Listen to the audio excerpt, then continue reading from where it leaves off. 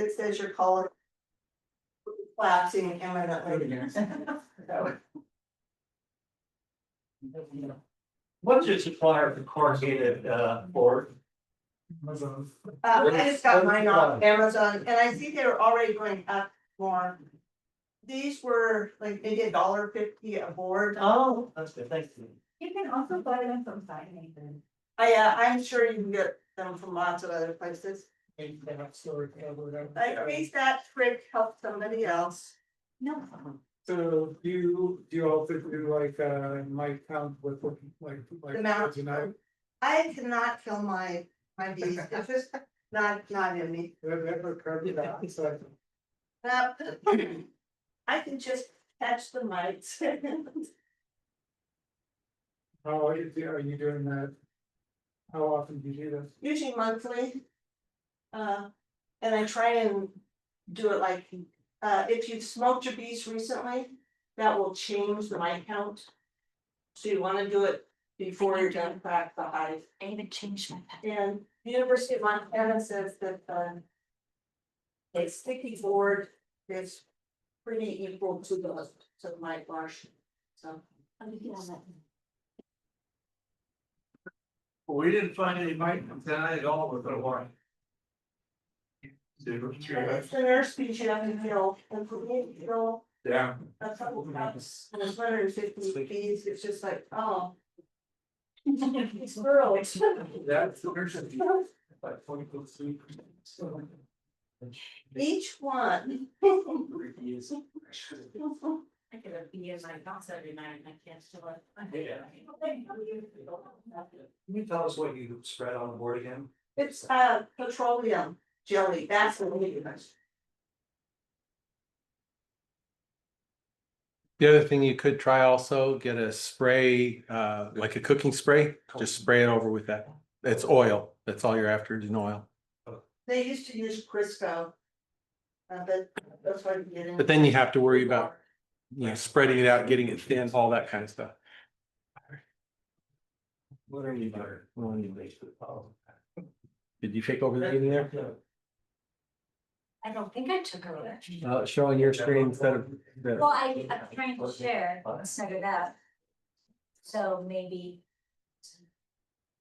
Okay,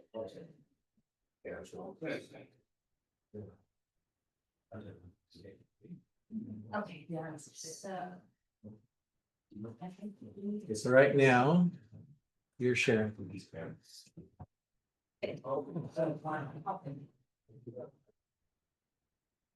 Yeah, I'll do like that. All right, so I thought this was kind of interesting. This was recently posted by National Geographic.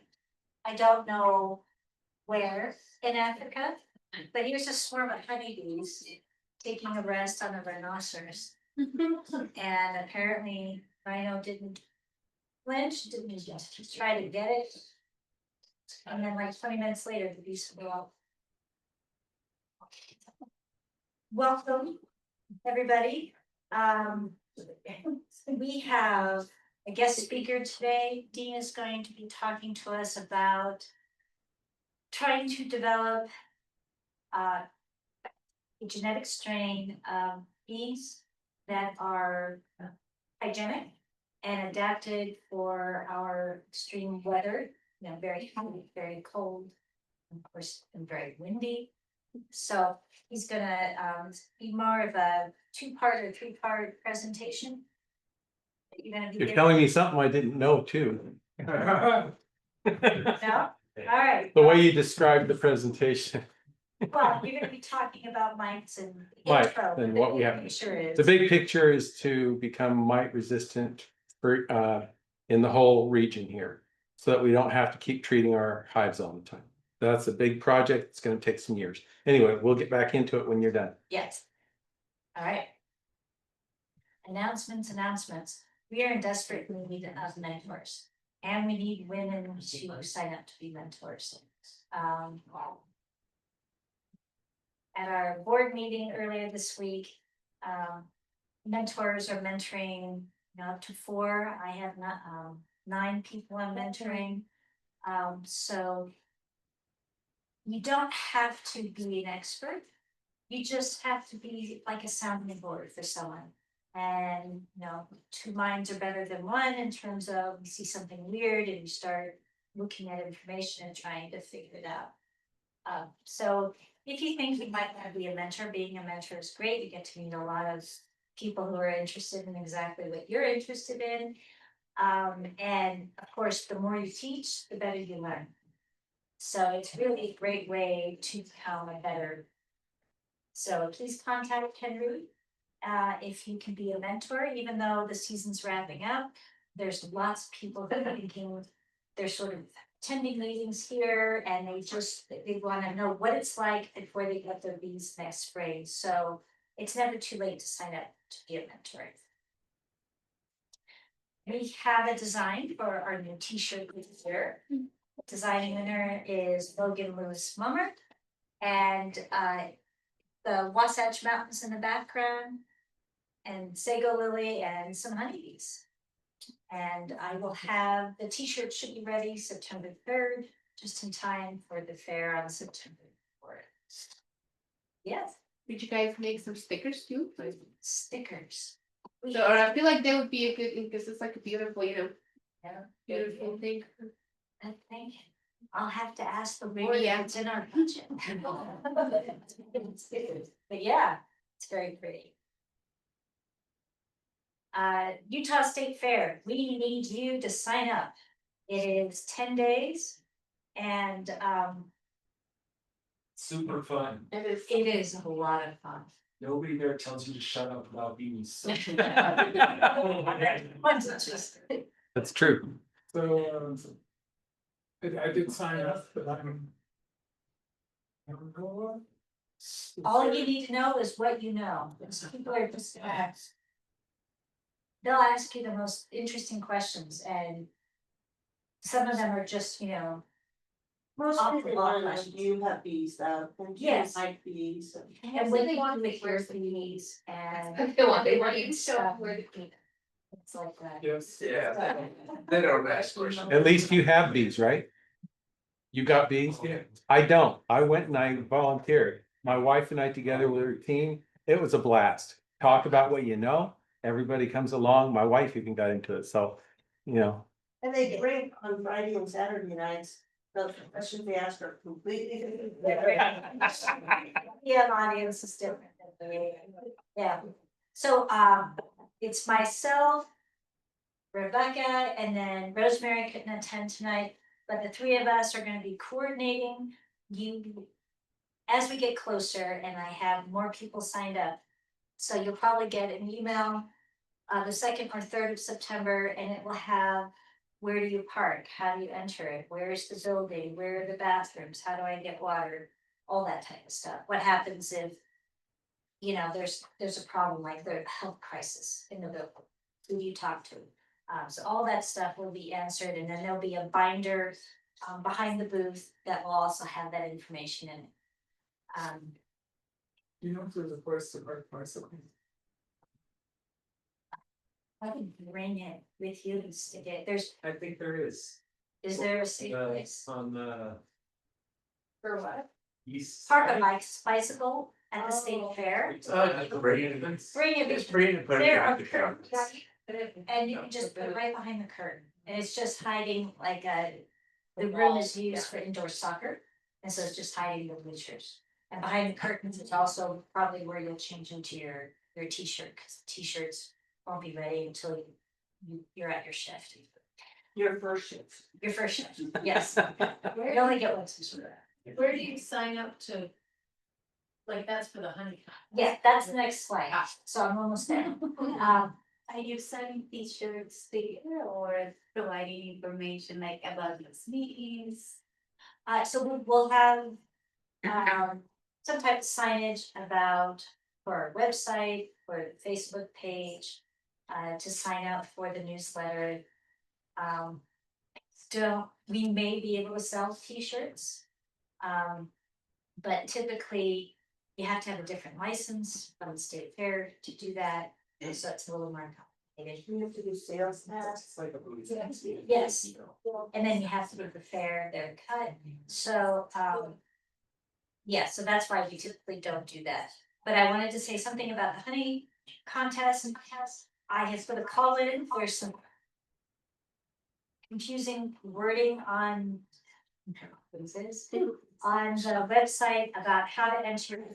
This year, it's regular runny honey, light, amber, dark, there's cream honey, there's comb honey, but just comb, not comb in honey. I think those are the 3 types of honey that you can enter, and you can have comb honey that's light, medium, or dark. So there's 3 color phases, and if you go to this website here. It will give you the directions of how it will be judged. It's very picky, like no fingerprints on the jar, no honey on the lid, no bubbles, no cat hair, things like that. No dead meat. No dead bees. But the part that's confusing is what is the deadline to register? I think it is August 30th, so I would just register. Cause it says something about the 17th being the last day. I tried. Yeah, this that's is the when- Oh, it was the 17th, I couldn't register. Okay, I will call Sopra again and I will find out for sure and I will tell her to open it if she Okay. can. Did you have a question? No, I was on it like right before I came and it said it closed on 18. Oh, and yours said the 18th, okay, yeah, so it's a moving target, but that's okay. So here's the QR code that will take you to our sign up. And then if you wanna take a picture of the slide, there's the URL address. Don't forget to put in a t-shirt size you want. We need like 52 time slots filled out of 67. It's a scary amount, you guys.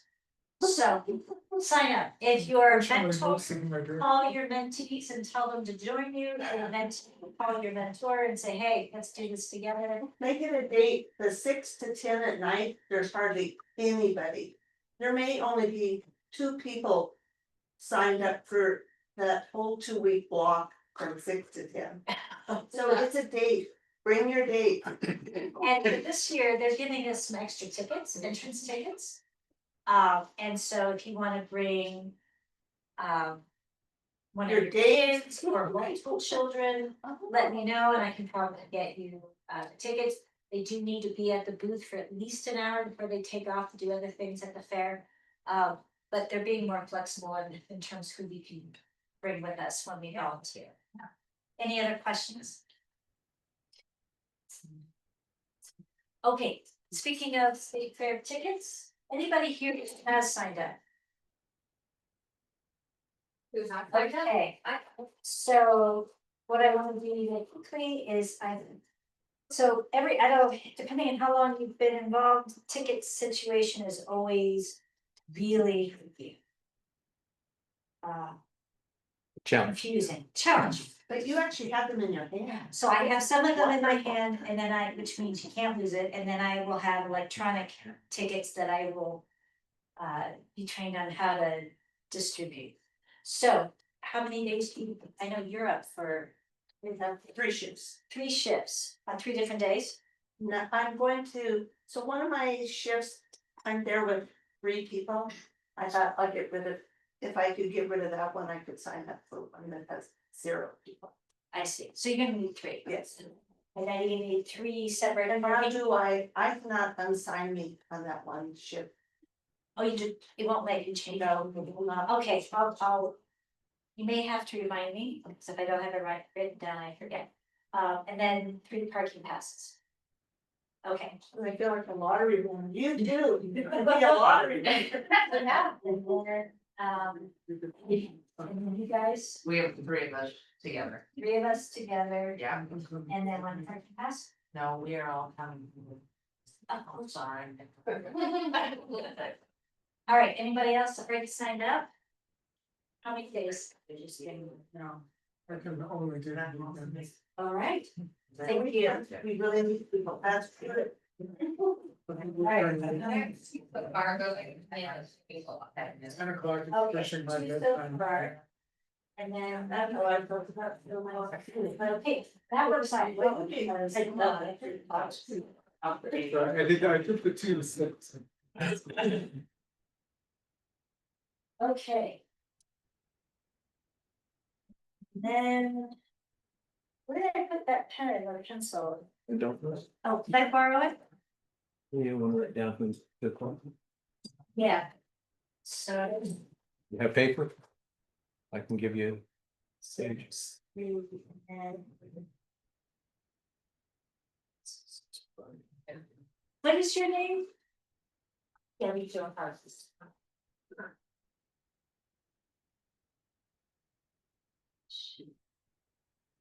Okay. And then remind me, what is your name? Oh. All right, perfect.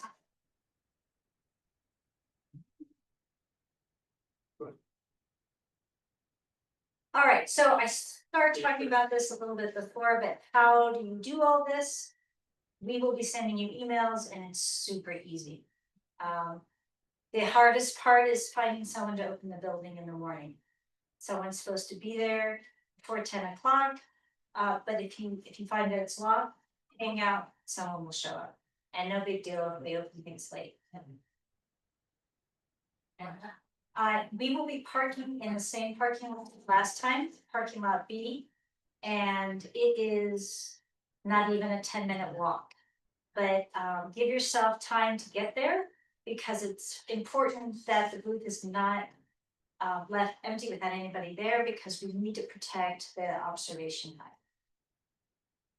You'll go through gate 6, the one right across the street from parking lot B. And we have a big booth. And then behind the booth, you'll see all the educational materials. And I will have a box with your t-shirts or that will be labeled with your name. And the bag will be labeled with your shift. And also in there will be the honey sticks that you can hand out to children. And then we just ask that because we have stuff for them to touch, like a lot of wax, the countertops get kind of gross, so you want to make sure you keep that clean, keep the observation hive clean. But we have signs for saying don't touch the observation. Don't give honey sticks to babies. That is. Right, So you don't like it. unless you don't like them. And then bathrooms are close by. There'll be a water tower in the corner of the building. And we just ask that if you leave, that if you're all by yourself, that you find the agricultural building supervisor. I don't know who that's gonna be just yet. And they can just sit there and watch everything while you take off to do what you need to do. If for some reason someone doesn't show up, call me, Rosemary, Rebecca, and when you get that email, our phone numbers will be there. All right, so apparently this is all wrong, but it's supposed to be the 30th, $2.50 to register. And again, you can use this URL or you just go to the state fair webpage. Click on the button that says compete, competitive arts, and then we are horticulture. And then as you go down, you'll see there's a big button that says register here. And if you have problems, send me an email.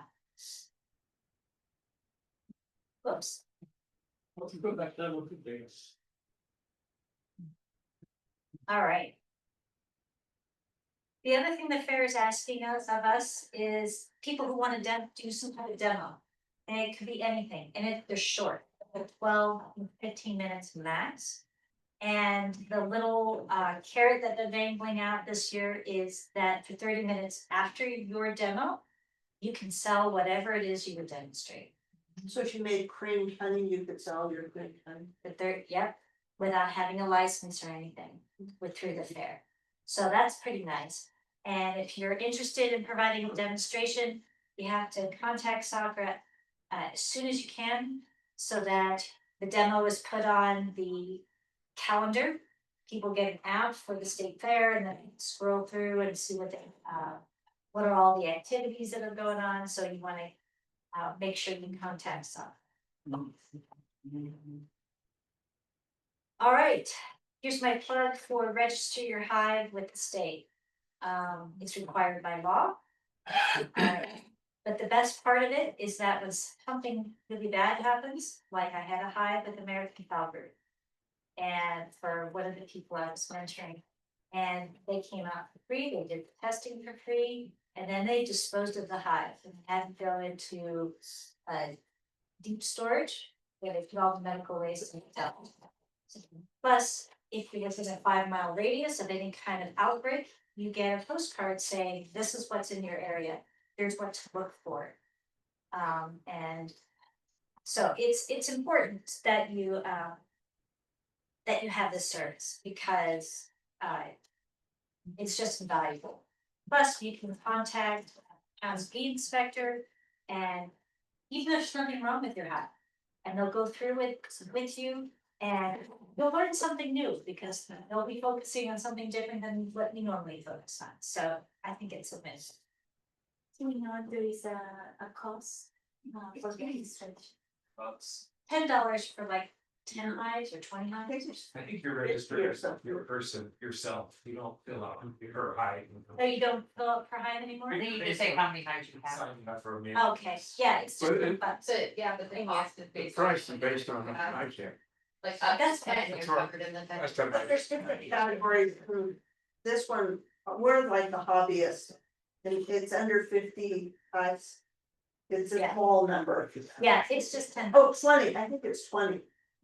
I had to learn all of mine on this number, so I have like 10 of them. Here's some information if you want to, as a beekeeper, you can register with the mosquito abatement of whatever county you live in to say you're a no spray zone.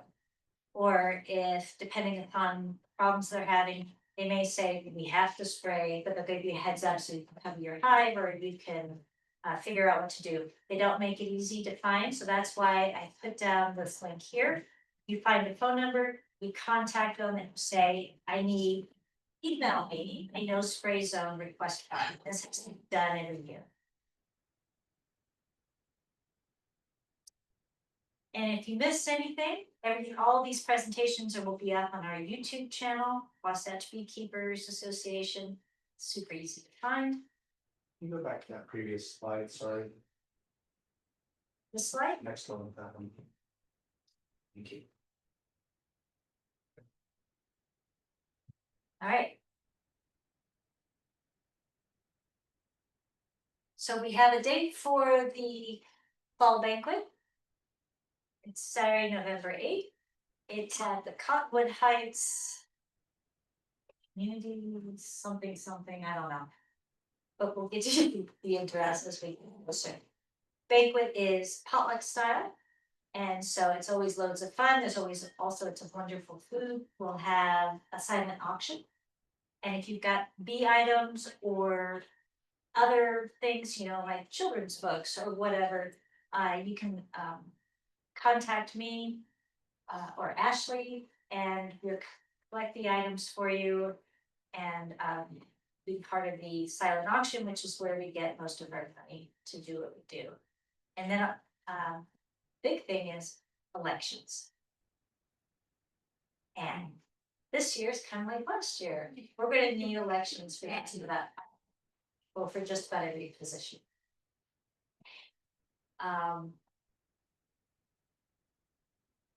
So the elected positions are the must-haves. The non-elected positions have slowly become must-haves. And right now we've got like 5 people who do all these jobs. So it would be a lot more fun if we had more people involved. And what we are suggesting is, if you're feeling hesitant, like you don't have enough time to volunteer, or you don't know, if you don't know enough, if you want to volunteer to be board member at large, it just means that you would be given a small portion of what board members are doing, or you would collaborate.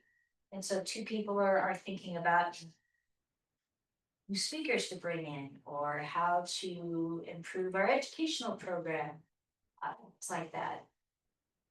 So if you're interested in anything like this, me after the meeting, Alrighty, so now it is you. So I just need to, You're gonna stop sharing? yeah, I'm trying to figure out where it went.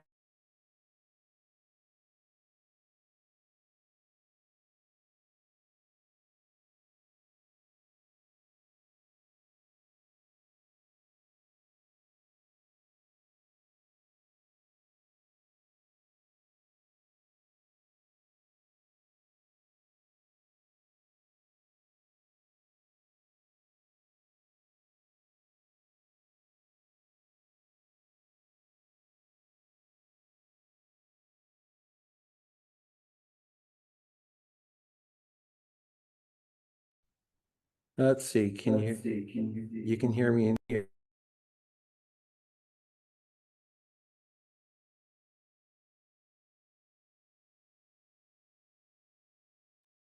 Test? We're hearing us in here. We're gonna need that later. I'll turn down the echo. Test. Test again. All right. And my computer seems to have frozen now. Doesn't it always work that way? Great. Get back to, okay, that's up and it's all grayed out. Restart the program. I'm sorry. This happens with Skinwalker Ranch all the time. Okay.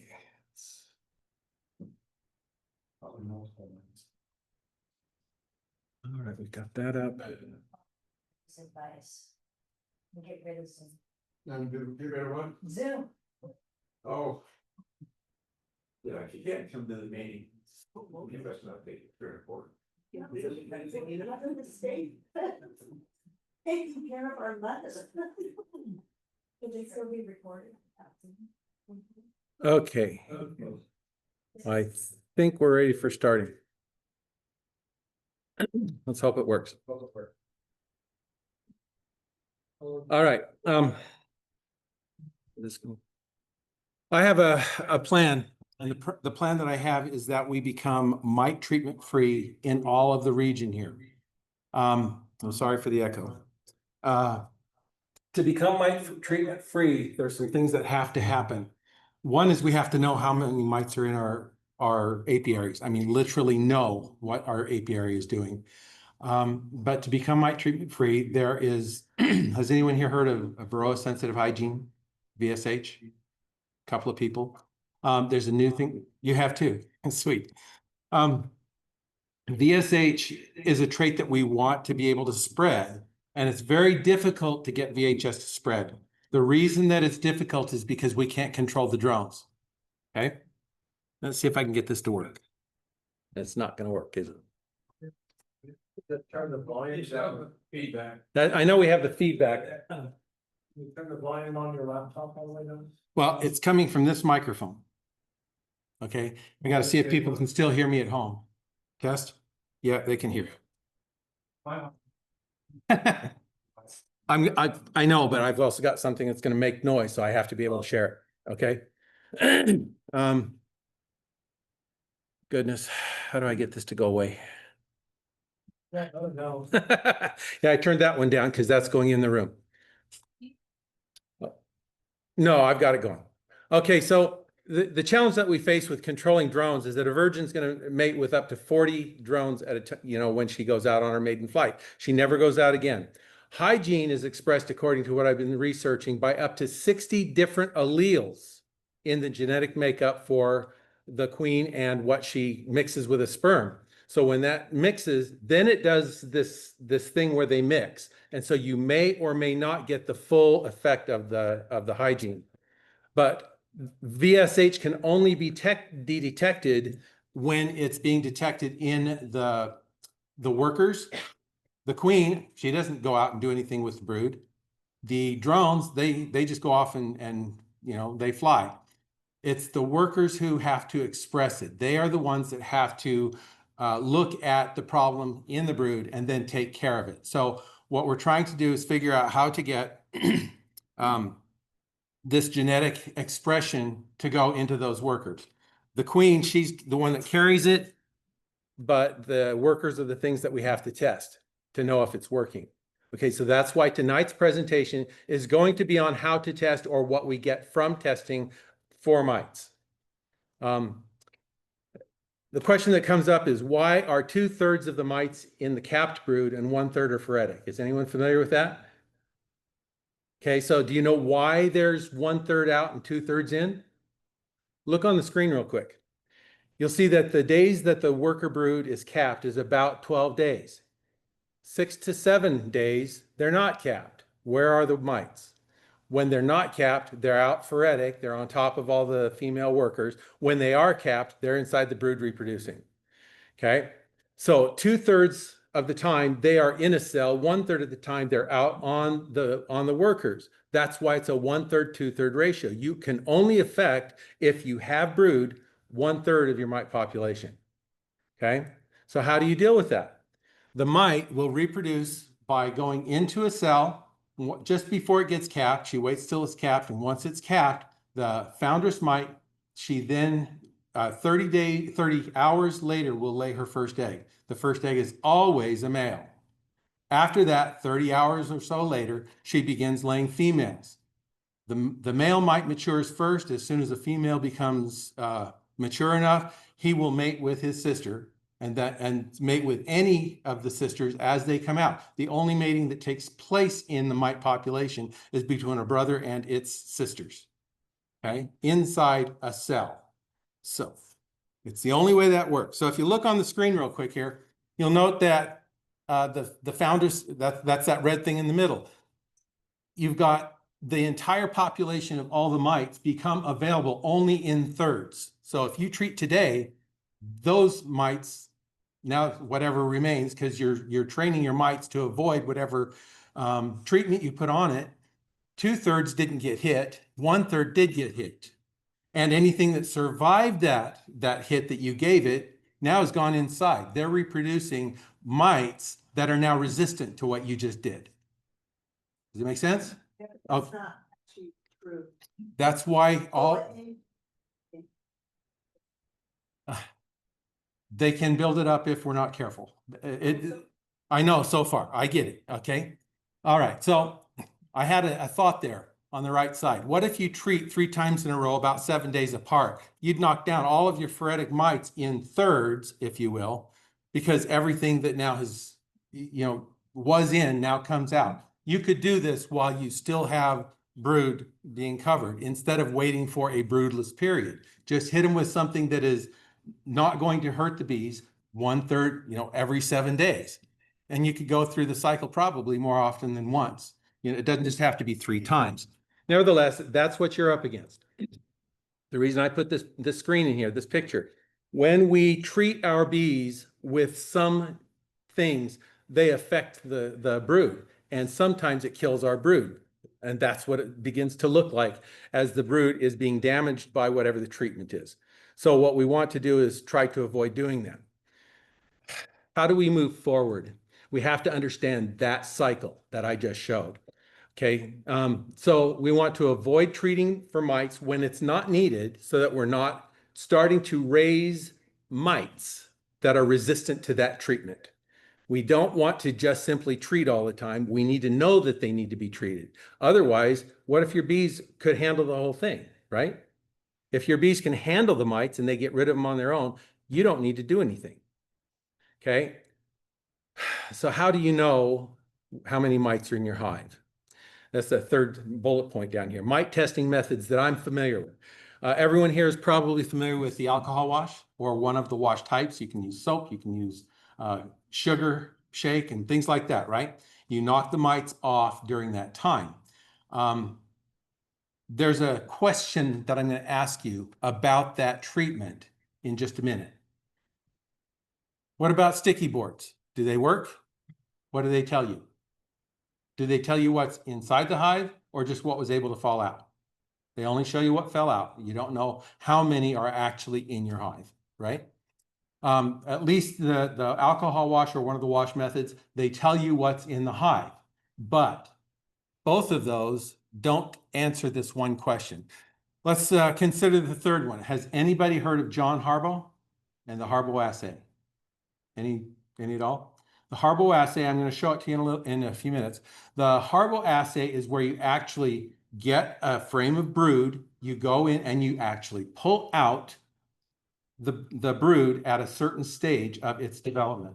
You pull the larvae out, you pull out 100 of them, and you monitor and count how many of them have mites in them. By doing that, you know if they are actually reproducing or not. You know if you've got a mite in that cell. And if you get more than 5, you know you're way over the limit. So you can stop counting at that point. There's a new thing out. It's called UBO assay. Has anyone heard of the UBO assay? It just hit market last year. It's called, the UBO stands for unhealthy brood odor. A team back east, they found that there is an odor that is that unhealthy brood that is already capped exhibits a pheromone. They have found that pheromone. They've been able to duplicate the pheromone. And now there's a way to use that to test and see if the queen, if she's producing VSH or unhealthy brood, and if the bees will go in and take care of them or not. So that's a 2-hour test. You spray it on a certain amount of bees, capped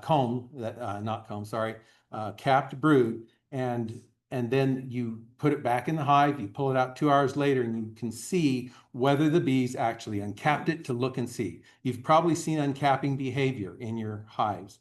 That's a good thing. Uncapping behavior doesn't mean it's bad. It means that the bees are testing to see what's inside of that little cell. So they uncap it, they test it. If they find mites, those are the ones you want to keep. They're going in and testing, but you don't know whether they're still finding it for mites or some other unhealthy problem that's in that cell. Okay. So,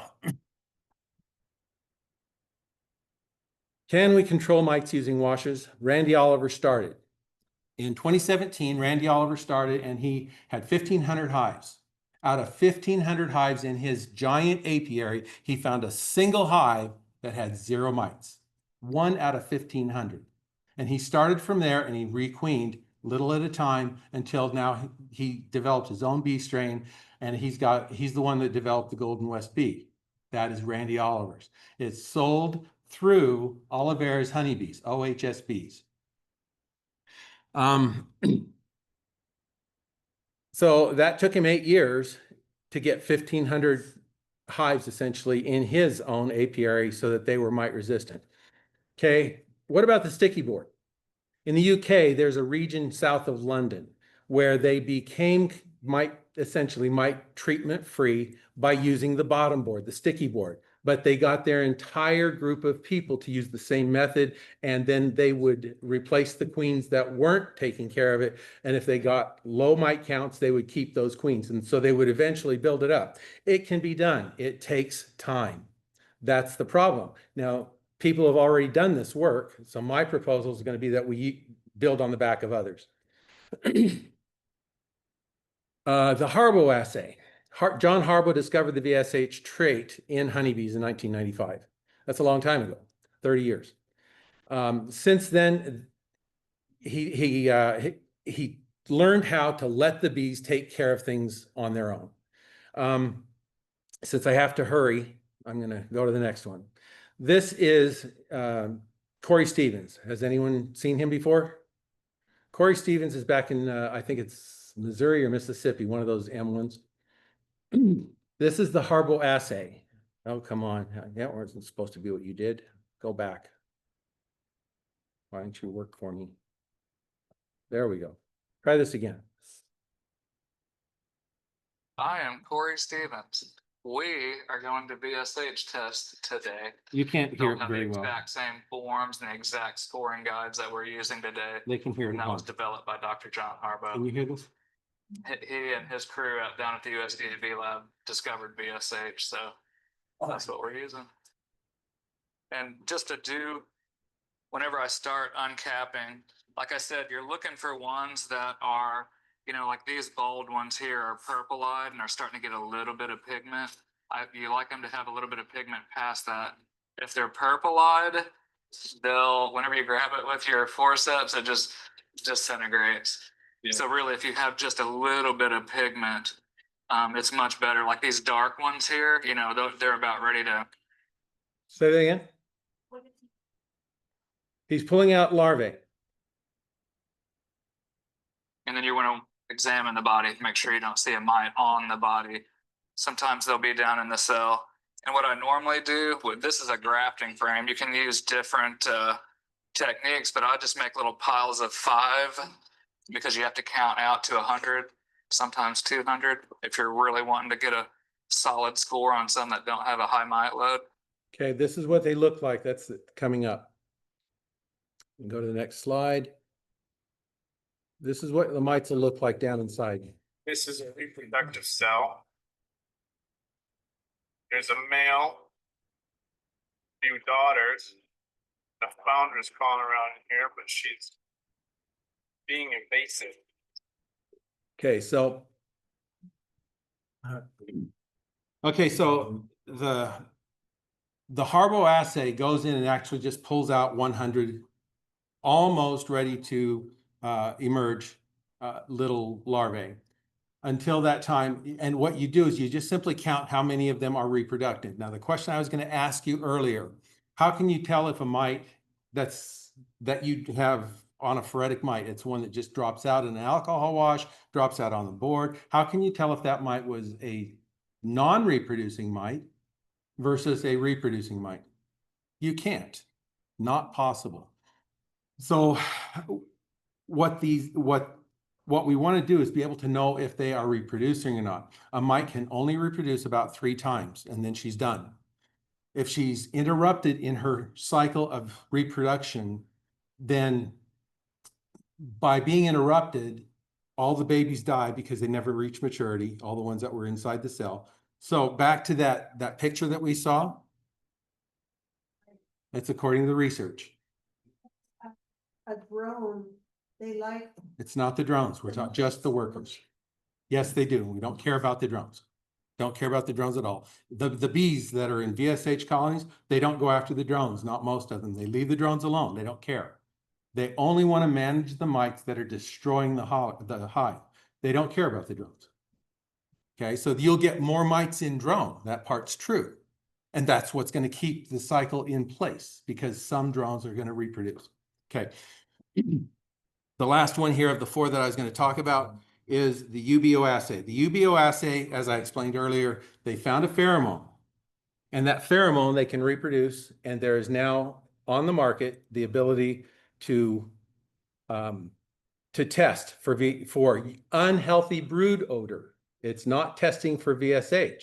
But what they have found is that testing for the UBO assay, if your workers are uncapping at least 60% of the test area, then you don't have any mites to worry about, which is really cool. They don't have to hit 100%. They just have to hit 60% or more, and your mite population plummets. And I've got that slide in here soon. I'll skip showing it unless you really want to see it. Is it testing for UBO or is it testing for their response to UBO? Okay, so the UBO is the pheromone that they discovered. Then they reproduced it chemically in a lab so that it can be sold. The way that I wonder if I can. Yes, you're putting that onto the sealed brood, and then you put it back into your hive. And then 2 hours later, you pull it out and you count how many uncappings you got in the test area. And so then you take a ratio, if it's above 60% uncapped, you're good to go with that queen and that hive. Okay, I've got a video, but I know my time is running. So why does this matter? If we don't understand what's going on with the bees, we can't change our environment, let alone the region. You can't change your own hive if you don't know what your hive is doing. So that's why knowledge is important. We have to be accurate. If we're not, it's not going to help. First question is, what are we watching the mite load for? It's to gain knowledge. Without that, we can't know if we're on track or not, okay? Choosing a method to monitor. Mite wash or one of the others like that, a mite wash assay, you take about 300 bees. It's going to cost you the cups, the 300 bees, and whatever your killing agent is. That's your cost. On a drop board, sticky screen, it's going to cost you a setup to get a screen bottom board and to put that tray underneath, and have a time commitment to do it, because you need to do it over a period of time, like 3-5 days, whatever the number of days is. Don't leave it a whole month. It'll get so dirty you don't want to look at it. But after 3 to 5 days, you count how many mites and what's on there. And after you've done that, divide it by the number of days that you had in there. Then you'll know your daily average mite drop. So that's how you do that. The Harbo assay uses 100 bees unless you have an inaccurate count with the first 100. You might get 0 in the first 100. How do you know that it's accurate? You don't. So do another 100, verify it. Otherwise, if you can do it in 100, you're good to go. And here's the kicker. If you test with the Harbo assay and you find you've got a good queen, you never have to test her again. She's the queen for the whole colony. Every baby she puts in there is going to have that trait in the hive. So you count them once, and then you don't have to worry about it until you requeen. Then you test your new queen. That's how you do that. So you only kill bees one time. It takes about 20 minutes or so to do the Harbo assay. The UBO assay, you have to buy the equipment and you have to replace your test pheromone set. When you buy it initially, it's a $200 hit, and it's good for 10 tests. So that's $20 a piece. Yes. If you requeen from one of your queen cells, then is she gonna be good? Maybe. And that's why we're trying to talk about my project. Yeah. So, the second question, what criteria should we use to choose? Essentially, we have to be very accurate with what we're doing. There's only one that's going to tell you exactly if we're doing the right thing for the VSH trait, and that's the Harbo assay. The other one with UBO costs some money, but you can know that the mites are being taken care of if you have a high scoring queen. Okay. Can you have mite treatment free today? Yes, you can. You could do it right now if you want to put the money up and go buy a queen and requeen your colony with somebody who has VSH in their queen, and that you know the mating was in a controlled yard or virtual or via insemination. If you get those bees, those queens, you can have VSH right now in your colony. Here's the problem that you run into. How do you get your neighbor? You can't. You, as an individual beekeeper, can, and you want to do this anyway, because you want to get as many good drones in the air flying, because that is where all of your neighborhood is going to get their VSH into their hives, is when their virgins go out and mate. But what's the chances? The queen has 20 to 40 drones that she'll fly with. Once she gets that, she heads off. Out of the 20, how many might you get? Maybe 1?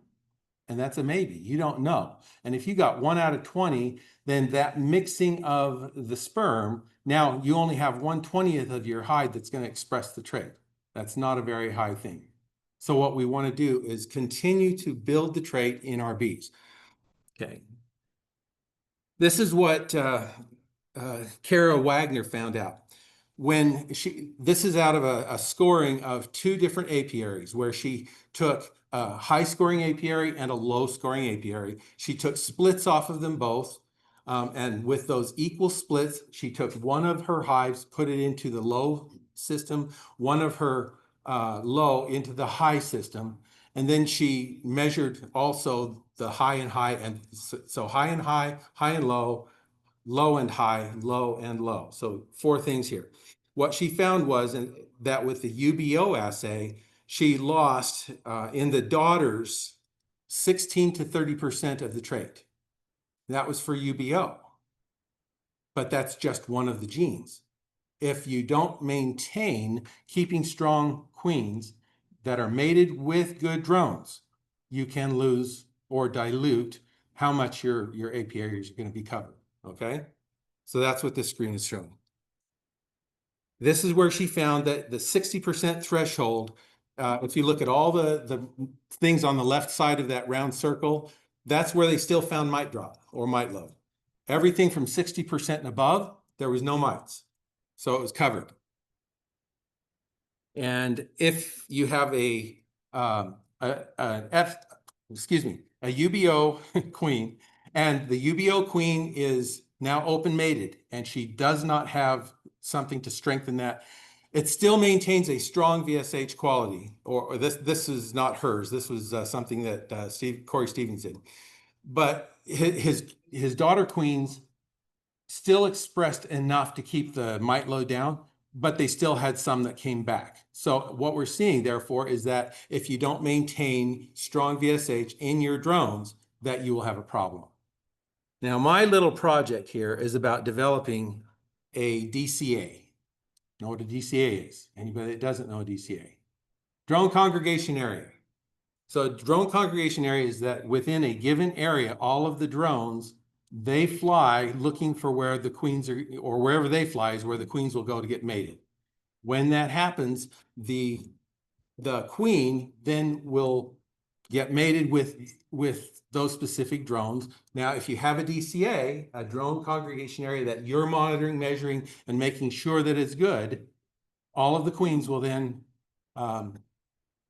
start to have the VSH trait. We want to affect the region, and the best way to affect the region is for us to keep VSH strong in our own colonies.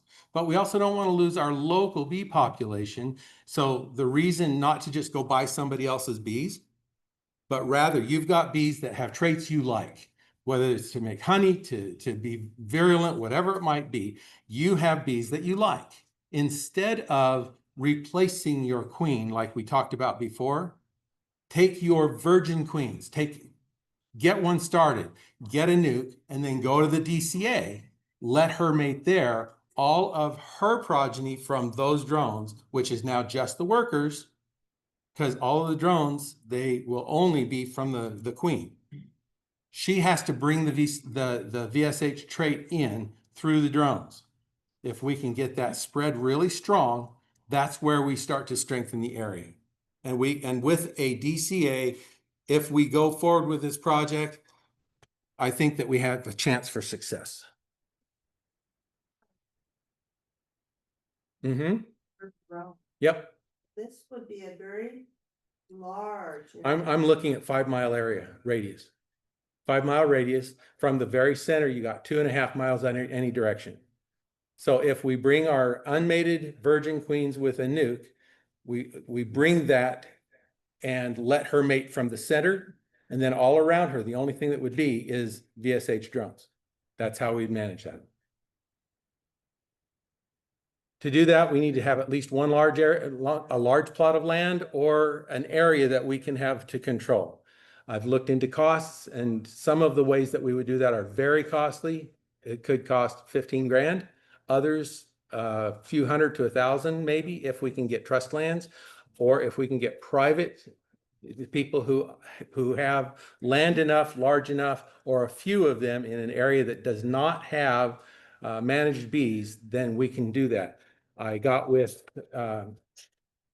U of U, and this is showing where all the beehives that are managed are at, these two little charts. So if we can find a place, that's our goal. But if we can't, maybe you know somebody. My goal is to build a co-op. We have to find a way. This is going to take 5 to 10 years. I'm going to need help with mentors. I'm going to need help with people to help run this. And somebody that might take it over after I'm gone, if it's something that we want to maintain and keep the strong VSH trait in this region. And my hope is that we can affect enough bees here that long-term, it literally, it changes the region and we stop having to treat our hives. Because what's it costing in dead bees, in treatments for those dead bees, all of those kinds of things. The cost is actually quite high. I cannot do this alone, and I'm going to need your help. Why do bees have sticky hair? Why? Because they use honeycombs. I thought you might like that. Consider a region. The region, I'd like this to eventually affect all of Wasatch Front. That's my hope. And I didn't stop sharing some. So we have Salt Lake County, Utah County, everything along the Wasatch Front. We've got some people that that are up north of us. Walt, was it Walt who used to be here and now he's helping with something up there? Dave? Davis County. So if we get it to work here, people will come to us or they can model our plan. I don't care which. But the goal is to improve beekeeping for our environment. And the only way is if we have a DCA. Okay? So that's my initial plan. And the next time that I come and I present, my intent is to share more of it, what my costs are that I'm looking at. If I can find land, if you can help, I had a slide in there. I don't know if we got to see it. My thought is that if we build a co-op is that everybody's helping, right? The questions are, what are you willing to help with? To set up 5 apiaries that have sufficient bees, there's 2 ways you can do that. One is you just buy the packages. To get VSH, we have to have stock that's already resistant, that has the trait in it. Okay. If we have stock that has the trait, and then we buy the bees to get the stock in, that would be one way. Another way that we can do this is we start with the whole area that I want to build as a drone congregation is an area that we simply set aside, but then I have to have somebody who's willing to split bees with me. Then I get those bee splits and then I just requeen them with the queens. That would cost less, but then it takes extra time because it's going to have time for that queen to replicate.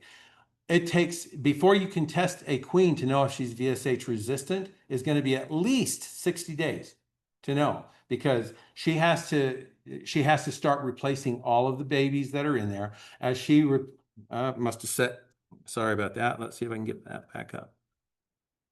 My computer shut down. Oh, was it low battery? Darn. Technology. So if we're still online, I don't know if it's still recording or if it's on yours or mine. But given that we don't have Baroas, what's the whatever.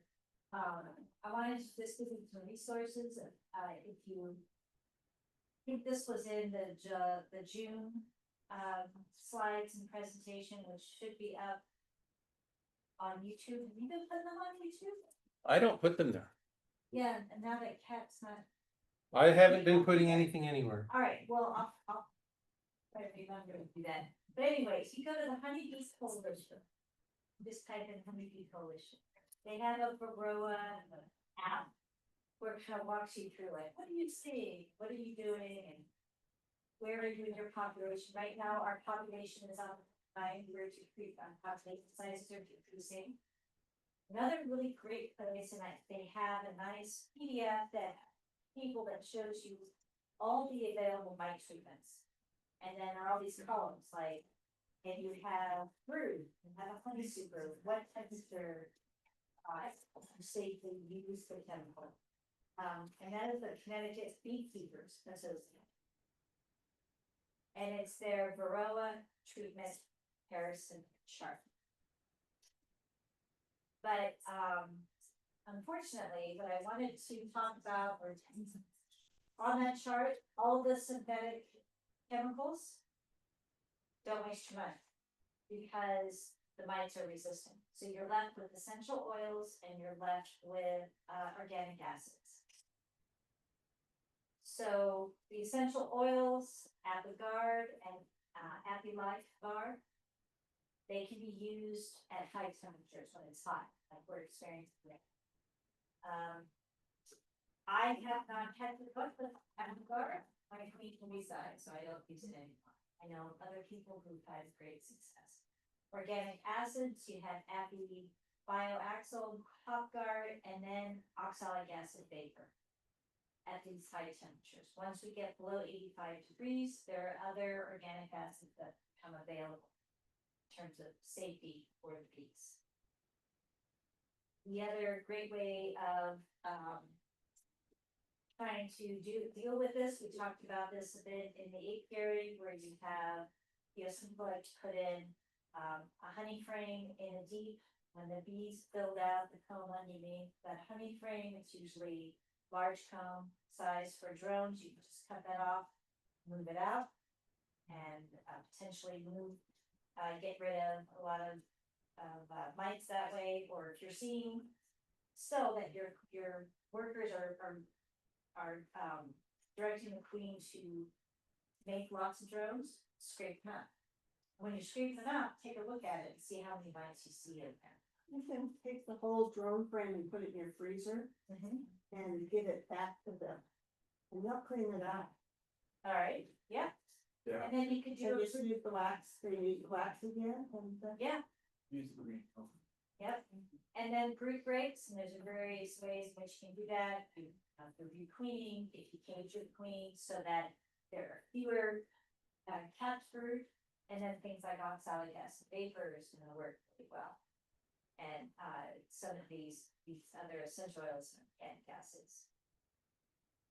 We talked about, and we will talk more about this. I'll show you pictures and stuff, but because we've had American foul brood, and we've had European foul brood, whenever you see your capped cells, you hold up the frame, instead of holding it up straight like this and trying to look in and see eggs or larvae, hold it so you're looking across, and you should see, they're not gonna be perfect domes, but they should be fairly dome-like. You start seeing anything concave, if you start seeing tiny little holes in that cap, it means there's something going on in there.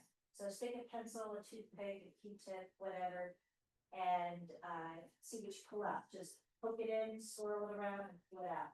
If it comes out nice and white, you know that was something else was going on, but that cell was just fine. Then you can pull it out, and it is this really snot-like stuff that's yellow or brown. Ropey.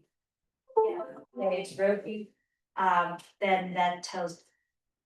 Whoops, now I'm echoing. Sorry. Then you know that you have either European or American foul brood. There isn't any one characteristic that says, oh, I got this one or this one. You have to have a lab test. You have to, and the state can do that for you for free if your apiary is registered. But you want to catch it sooner than later. So you received, you kind of live in this area and you received a postcard saying there was American foul brood. That was because that was one of the hives that I was helping an inventor with, or mentee. And So did that person have used equipment? no, it was all new equipment and. Yeah, I mean, there's always, maybe there was another hive close by that had it, and they were robbing, it's a very strong colony. But when the way I just found it is it didn't smell, I didn't see a population decline. I was looking at the architecture of the capped brood, and I noticed some of them were at tiny little holes and some of them just seemed a little greasy looking. And so I just stuck a toothpick in there and out came my greatest nightmare. And when I continued to uncap, we had done a mite wash. Peter came out and helped me, and I think we found 2 mites. And then I had pulled out a larva where she had 6 mites under it. So it really shows how the wash really doesn't tell you what's going on. And when we had it tested, Jenna Crowder said that the amount of American foul brood in the samples that Peter took were higher than the positive control. So whenever you do an experiment, you have something that should be negative. So you know that the test is working properly. It's something that should be positive, and my sample was more positive than the positive. And that was even before we really saw any symptoms. So, if you can catch it early enough, right, then you prevent the spread. And if it's not American foul brood, but European foul brood, it's possible that you might be able to save your hive. But we've had a couple of people contact us because they've had European foul brood and they've all lost their hives. So make sure that you clean your tool, your hive tool. Use heat, like from a propane lighter, and then wipe it down while it's still hot. Be careful you don't burn yourself because the flame is essentially invisible, really can't see it. But use this disinfecting wipe, get all that propolis off because the bacteria is going to be transferred mostly in wax and rope from one hive to the next. Keep your gloves clean, wash your jacket. Being hygienic, it will really save you. Because I'm managing 9 other hives and nothing else was infected. It's just that one hive. I think the only reason why, I mean, geographically they're in different areas, but all my materials. So, any questions? Are there other states or other regions that are mite free, or does everywhere? The entire world has it. So during COVID, so 2020, Australia finally got. There's part of Newfoundland doesn't have it. Oh, yeah. Yeah. We Maybe wanted- the South Pole, but I'm sure anybody's there. Yeah, so it is got a global distribution now. Do they have like a specific program that they follow or protocol or something of that nature that we could replicate? It's not that they had it and got rid of it. It's because they were, Isolated. yeah, they were an island and they did not import things. And so I didn't follow the news. There's How they think. a new mite that they're very worried we will get. Yep. From Canada, because Canada has trading agreements. And these bees are coming from Slovakia, a lot of those countries that I can't even say. Those ones, Yerska, Nerska, Nashka.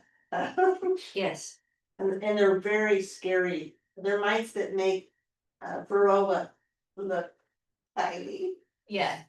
Yeah, And Monday. it's through Canada, so be very careful if you're eating bees through Canada, because that's where they'll come from. The way we move bees around is really crazy. There's, You you know, know, lifestyle. the apple orchard bees in the state of Washington, you couldn't pick it up. Because the orchards that they take the bees to are right on the border. There's lots of places. It's the global economy. Yeah. All right, well, thank you so much. This is the end of the. Please. Thank you. Thanks, Steve. That Thank was you. a lot of work. Hopefully it was worthwhile. If you're interested in what I'm trying to do, I'm gonna need people that want to work with me. We're gonna have to set up, I need somebody that knows someone with land. Well, how much? Control with a 5-mile radius. It doesn't have to be one giant piece of land. It could be, it just has to be a place where there are no managed mites. Okay, let's go back to that. No managed bees, excuse me. We're managing the mites too. So What's that? in town.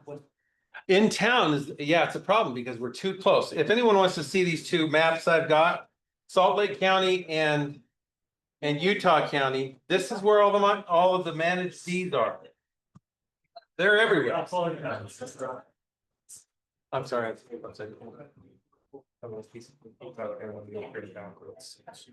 It's like management, like